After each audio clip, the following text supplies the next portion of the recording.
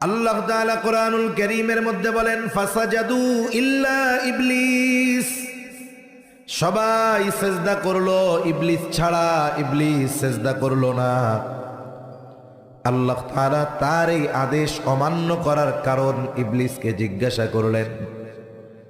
আল্লাহ তাআলা বলেন ক্বালা মা মানাআকা আন তাসজুদা লিমা আমারতুক ক্বালা আনা খায়রুম মিন খলাকতানি মিন নারিন ওয়া খলাকতাহু মিন তিন। আল্লাহ রাব্বুল আলামিন ইবলিসকে জিজ্ঞাসা করতেছে, কোন জিনিসে তোমাকে আমার আদেশ মান্য করতে বাধা প্রদান করলো? ইবলিস এবার যুক্তি প্রদর্শন করে বলে, আনা খায়রুম মিন, আমি হলাম তার চাইতে ভালো।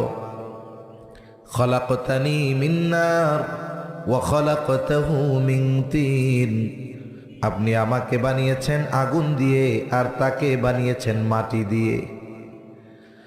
তার মানে সে যুক্তি দিল যে আমি তার চাইতে ভালো। ভালো কেন? বলে আমাকে আগুন দিয়ে বানিয়েছেন, তাকে মাটি দিয়ে বানিয়েছেন। প্রত্যেকটা বস্তুর কিছু মৌলিক খাসলাত থাকে, বৈশিষ্ট্য থাকে। আগুনের অন্যতম বৈশিষ্ট্য হলো আগুন যেখানেই লাগুক না কেন কখনো নিচের দিকে যায় না, আগুন যায় উপরের দিকে। এই জন্য নিচে যখন আগুন লাগে উপরে ধোঁয়া দেখে বোঝা যায় নিচে আগুন আছে।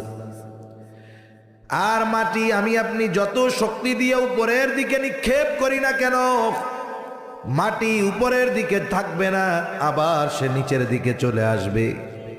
তাহলে আগুনের বৈশিষ্ট্যগুলার মধ্যে অন্যতম বৈশিষ্ট্য হলো আগুন হলো ঊর্ধ্বমুখী, আর মাটির বৈশিষ্ট্যগুলার মধ্যে অন্যতম বৈশিষ্ট্য হলো যে মাটির গতি হলো নিম্নমুখী।